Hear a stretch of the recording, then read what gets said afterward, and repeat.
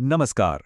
आज हम इकोनॉमिक्स के एक ऐसे ज़रूरी कॉन्सेप्ट पर बात करेंगे जो हमारी रोज़मर्रा की ज़िंदगी पर बहुत गहरा असर डालता है। ये कॉन्सेप्ट है एक्सटर्नैलिटीज़ यानी बाह्यताएं। चलिए एक सवाल से शुरू करते हैं। सोचिए, एक जोरदार पार्टी, एक वैक्सीन और किसी फैक्ट्री से निकलता हुआ धुआं। इन तीनों में जो सुनने में बिल्कुल अलग-अलग लगती हैं, क्या कोई एक चीज कॉमन हो सकती है? इसका जवाब है हाँ। ये तीनों ही एक्सटर्नैलिटीज़ पैदा करती हैं। एक्सटर्नैलिटी का मतलब है जब किसी एक के काम का असर किसी दूसरे पर पड़े और उस असर के लिए कोई पैसा ना लिया जाए ना दिया जाए। इकोनॉमिक्स में इसे एक तरह का मार्केट फेलियर या बाजार की विफलता भी माना जाता है। अब ये जो असर हैं, ये दो तरह के हो सकते हैं। एक जो किसी पर लागत डालते हैं यानी नेगेटिव, और दूसरे जो किसी को फायदा पहुंचाते हैं यानी पॉजिटिव। जैसे नेगेटिव एक्सटर्नैलिटीज, इसमें फैक्ट्री का प्रदूषण, पड़ोसी की तेज आवाज वाली पार्टी या सेकंड हैंड स्मोक जैसी चीजें आती हैं। वहीं दूसरी तरफ पॉजिटिव एक्सटर्नैलिटीज भी होती हैं, जैसे वैक्सीन लगवाना, जिससे न सिर्फ हमें बल्कि दूसरों को भी सुरक्षा मिलती है, या फिर किसी पुरानी इमारत को ठीक करवाना, जिससे पूरे मोहल्ले की रौनक बढ़ जाती है। तो सवाल यह है कि इसमें प्रॉब्लम क्या है? प्रॉब्लम यह है कि फ्री मार्केट अगर उसे अपनी मर्जी पे छोड़ दिया जाए तो वो इन बाहरी लागतों या फायदों को गिनता ही नहीं है। इसे एक पेपर फैक्ट्री के उदाहरण से समझते हैं। देखिए, मार्केट सिर्फ बनाने की लागत के हिसाब से तय करता है कि 25 टन कागज बनाना सही है, लेकिन वो प्रदूषण से समाज को होने वाले नुकसान को नजरअंदाज कर देता है। जबकि समाज के लिहाज से देखा जाए तो सिर्फ 20 टन कागज बनाना है ठीक रहेगा। समाज के लिए जो असली कीमत है, जिसे हम सोशल कॉस्ट कहते हैं, वो सिर्फ फैक्ट्री का अपना खर्चा नहीं है, उसमें प्रदूषण से होने वाले नुकसान का खर्चा भी जुड़ा है। और क्योंकि फैक्ट्री इस बाहरी खर्चे को नहीं उठाती, वो जरूरत से ज्यादा प्रोडक्शन करती है, जो समाज के लिए अच्छा नहीं है।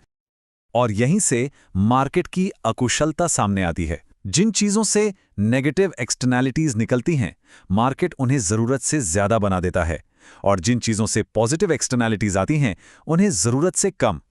तो इसका हल क्या है? इकोनॉमिक्स की भाषा में इसे कहते हैं एक्सटर्नैलिटी को इंटरनलाइज करना। इसका सीधा सा मतलब यह है कि फैसला लेने वाले को किसी तरह उसके काम के बाहरी असर का एहसास कराया जाए, चाहे वो अच्छा हो या बुरा। पर ऐसा किया कैसे जाए? यहीं पर सरकार की भूमिका बहुत अहम हो जाती है, और सरकार के पास इसके लिए कुछ अलग-अलग तरीके हैं। एक तरीका तो है सीधा सीधा नियम कानून बना देना, जिसे कमांड एंड कंट्रोल कहते हैं। जैसे फैक्ट्री के लिए प्रदूषण की एक लिमिट तय कर दी। दूसरा तरीका है मार्केट बेस्ड पॉलिसीज, जिसमें इंसेंटिव्स या प्रोत्साहन का इस्तेमाल करके व्यवहार को बदला जाता है। मार्केट बेस्ड पॉलिसी का एक बढ़िया उदाहरण है करेक्टिव टैक्स, जैसे कार्बन टैक्स। इसका आइडिया बहुत सिंपल है। जो प्रदूषण फैला रहा है, उससे उसके फैलाए नुकसान की कीमत वसूली जाए। इससे कंपनियों को खुद ब खुद प्रदूषण कम करने का एक मजबूत फाइनेंशियल कारण मिल जाता है। अब आता है एक और बहुत ही स्मार्ट तरीका, ट्रेडेबल पोल्यूशन परमिट्स। इसमें सरकार तय कर देती है कि कुल कितना प्रदूषण हो सकता है और उसके लिए परमिट जारी करती है। फिर ये परमिट एक मार्केट में खरीदे बेचे जा सकते हैं। जो कंपनी कम खर्चे में प्रदूषण घटा सकती है, वो अपना परमिट बेच देती है, और जिसे प्रदूषण घटाना महंगा पड़ता है, वो परमिट खरीद लेती है। और ये कितना कारगर है, वो इस उदाहरण से साफ हो जाता है। अगर दोनों फैक्ट्रियों को बराबर प्रदूषण कम करने को कहा जाए तो कुल खर्चा आता है $9,000। लेकिन जब उन्हें परमिट ट्रेड करने की इजाज़त दी जाती है तो उतना ही प्रदूषण $6,000 में कम हो जाता है, पूरे $3,000 की बचत। लेकिन क्या हर बार सरकार की जरूरत होती है? क्या लोग खुद इन समस्याओं को नहीं सुलझा सकते? कभी-कभी बिल्कुल सुलझा सकते हैं। यहीं पर काम आता है कोज थ्योरम। ये थ्योरम कहता है कि अगर लोग बिना किसी खास लागत के आपस में मोल भाव कर सकते हैं, तो वो एक्सटर्नैलिटी की समस्या को खुद ही सुलझा सकते हैं। इससे फर्क नहीं पड़ता कि कानूनी हक किसके पास है। इसे समझने के लिए तायो और जहरा का उदाहरण देखिए। तायो को पियानो बजाने से $500 का फायदा है, लेकिन उसकी पड़ोसी जहरा को $800 का नुकसान। जहरा तायो को $600 देकर पियानो बजाने से रोक सकती है। तायो मान जाएगा क्योंकि $600 उसके फायदे से ज्यादा हैं, और जहरा भी खुश है क्योंकि ये उसके नुकसान से कम है। दोनों का फायदा। लेकिन असल दुनिया में ये इतना आसान नहीं होता। क्यों?